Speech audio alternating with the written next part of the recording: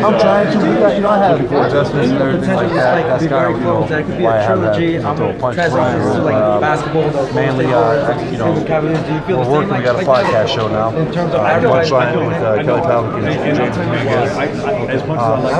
Here and there I'm working with guys, but I really want to do my thing with that when I get my own gym. That's probably going to be within about a year. The great fights like this, you have these two warriors that come in. Let me know when you're ready for a few rounds. You could from me. You're going to see that tomorrow night. So we'll see. It's going to be interesting. Antonio Baez, AB Boxing News. Here we're retired. Kelly PAVLIK. Kelly, how's it going? Going good, man. Enjoying the weigh-ins and fights tomorrow. Who do you got winning tomorrow? We got Adrien Broner, Mikey Garcia, big fight. Yeah, I think Adrien Broner is a very talented fighter.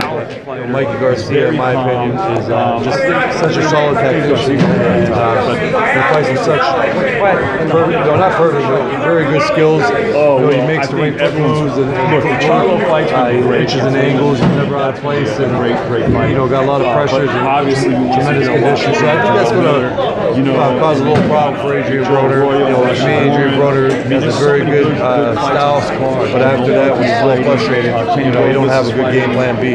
You see the fight going the distance, or you see a stop? I never called those. Even in my fights, I never called stoppage or knockout. Again, I just think the amount of punches that Mikey Garcia throws around and throughout the fight, I think that's going to take a toll come 7th, 8th, 9th round. Maybe a we got upcoming fights. We got Triple G, Canelo, big fight. What's your thoughts about that fight? I was going with Triple G a lot on that one because of natural size and strength of Triple G. I see a lot of flaws that Triple G has, and there's not many big middleweights either at that weight class right now. But after watching Canelo's last couple fights, Canelo's another very solid fighter all around. And I seen Triple G, he struggled a little bit, especially after the third or fourth round. He gets a little arm weary, not much snap on the punches, but then again, with Triple G's punching power, anything can happen in the fight. You see the fight going the distance, or you expect to stop it? I kind of see that fight going the distance too. Triple G's got a good chin, and I don't see him, especially later the fight goes, I think a better chance that Canelo has. And if that's the case, so I see it being a decision. Now we got upcoming fights. August 26th, we have Cotto making his return, Golden Boy. What's your thoughts about that fight? It depends on, every fighter is different, and every fighter ages differently. Some guys are freaks of nature, and Cotto's been pro a long time. He turned pro when I did. That was 16 years ago. Sometimes when you get in that ring, your body tells you how old you are. He's not a spring chicken in the sport. And hopefully, though, I think Cotto's a terrific fighter, and he works hard. He's dedicated. So hopefully, he come back and be sharp for the fans, because Cotto's got a lot of boxing fans out there. Do you see Cotto stopping? He's fighting a Japanese fighter at Hamagai, I believe. I think so. Mainly right now with the experience and everything else. But again, we'll see if Father Time catches up or if he's sharp on fighting. Also, of course, we got the Floyd Mayweather, McGregor, the same night. What's your thoughts about that fight? Do you see anything, happening as far as the outcome? Anything different, surprisingly? No. I think if anything, Conor may give Mayweather a little bit of trouble in the first 2 rounds because of the awkward style that he's going to have. And I still see Floyd winning those rounds, and I see Floyd just really picking it up and doing what he wants to do as the fight goes on. MMA is a fantastic sport. I love it. It's a hell of a combat sport. But, boxing is called the sweet science for a reason, and when you got guys that perfect that skill day in, day out for 2.5, 3 months of training camp, MMA, they train 1 week for grappling, 1 week for kicks, the next week for other things.